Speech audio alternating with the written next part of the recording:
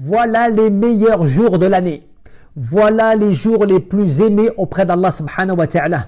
Au point même que le prophète alayhi salatu wassalam disait que les bonnes œuvres, al-a'mal al-salih, fiha, en ces jours-là, sont les plus aimés auprès d'Allah subhanahu wa ta'ala. Il n'y a pas de jour meilleur que ces 10 jours de Dhul Hijjah, dans lesquels nous sommes actuellement. Ces jours que même les érudits anciens et contemporains considéraient comme étant meilleurs que les 10 derniers jours du mois de Ramadan. Parce que ces jours-là, comme le rappelait Ibn al-Hajar, eh bien ce sont des jours dans lesquels sont réunis les mères des adorations, la base même des adorations, c'est-à-dire la prière, le jeûne, l'aumône, le sacrifice, le pèlerinage, l'invocation, l'évocation, la lecture du Coran, tout cela est réuni dans les bonnes choses à faire et recommandé en ces 10 jours. Aussi, ce sont les meilleurs jours de par le fait qu'Allah a juré par ces jours dans le Coran lorsqu'il dit wal fajr wal layali al-ashr, par l'aurore et les 10 nuits. Et l'ensemble des commentateurs du Coran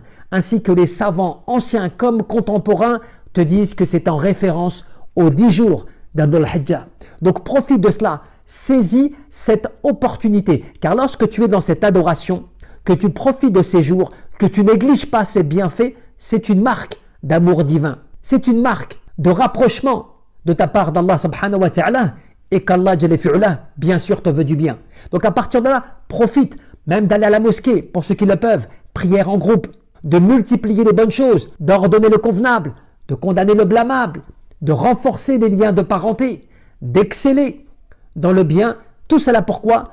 Afin de pouvoir vivre et d'exprimer le meilleur de ta part en termes d'adoration et de rapprochement souhaité de ta part auprès d'Allah subhanahu wa ta'ala. Donc ne néglige pas cela, saisis cette opportunité et rappelle-toi que ces moments-là, que ces jours-là sont même meilleurs que le fait que la personne s'adonne à d'autres actes, à d'autres moments de l'année, car ce sont les jours aimés et choisis par Allah pour son prophète Mohammed et afin que cela soit propagé sur l'ensemble de la communauté et jusqu'à la fin des temps.